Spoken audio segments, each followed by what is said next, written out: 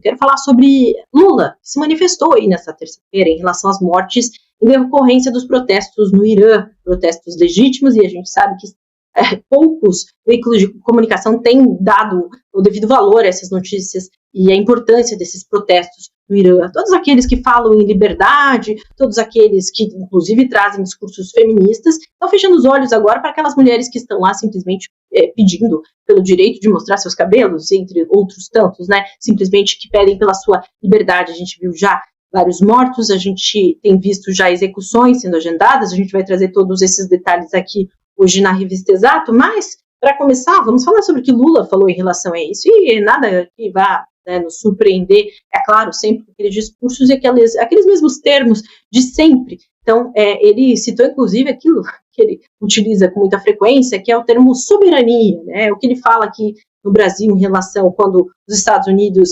declararam o tarifaço, ele usa esse termo também, que inclusive é muito utilizado pelo próprio Nicolás Maduro, né, que era ditador da Venezuela, foi capturado pelos Estados Unidos. Ele disse isso quando o povo venezuelano estava nas ruas comemorando.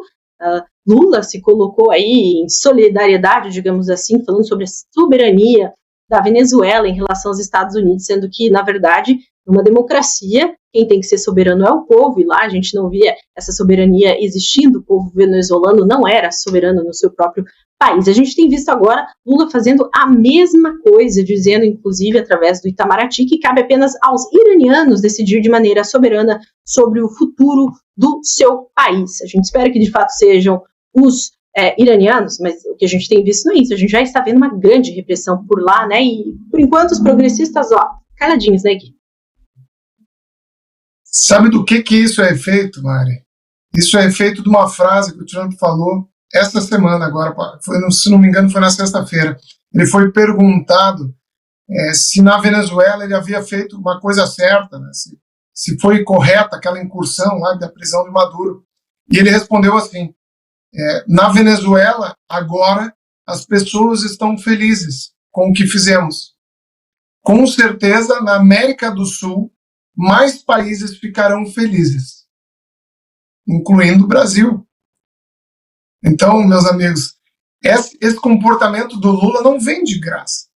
Não vem. Ele sabe muito bem de que lado está o Trump, que é o lado contrário à corrupção, que é o lado do Lula.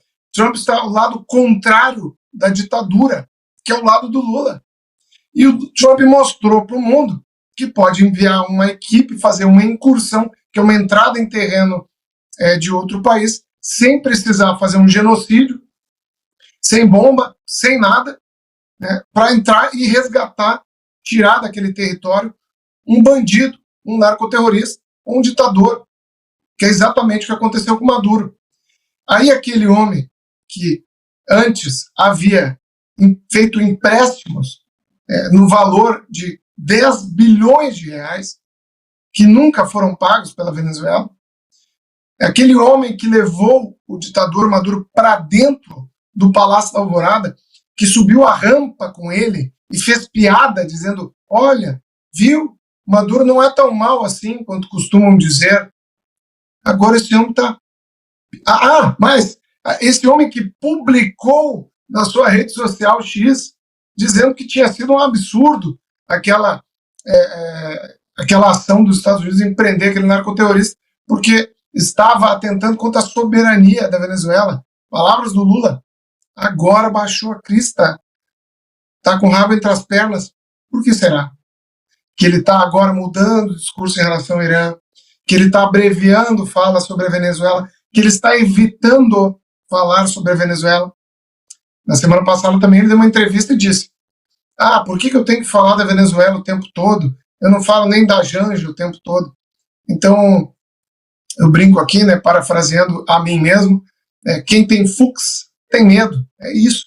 Ele está com medo do que pode acontecer. E deve ter medo mesmo. Deve ter medo.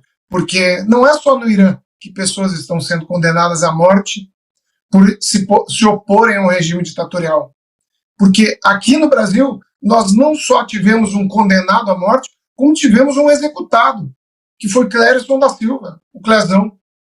Ele foi preso e foi morto dentro da cadeia. E eu repito, morto dentro da cadeia, porque ele passou 40 minutos agonizando em uma parada cardiorrespiratória sem atendimento. Ah, mas é porque ele estava na cadeia. Um homem inocente, sequer era para estar na cadeia. Não há uma imagem que comprove sequer uma depredação por parte de Clérison. Então nós temos o primeiro condenado à morte, e agora a gente tem o segundo que eles condenaram, mas pelas suas mãos não querem fazê-lo, que é Jair Bolsonaro, que está sendo torturado com um som que ultrapassa 60 decibéis internos num quarto onde ele é constante mantido ali. Se isso não é tortura, meus amigos, não sei mais o que é.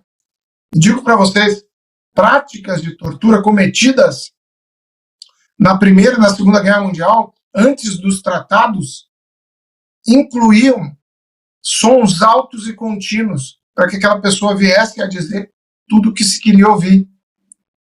É exatamente isso que está sendo feito contra Jair Messias Bolsonaro. E quem é presidente é justamente esse, amigo do ditador, e que hoje está atenuando o discurso, que está com medo do tio Sam.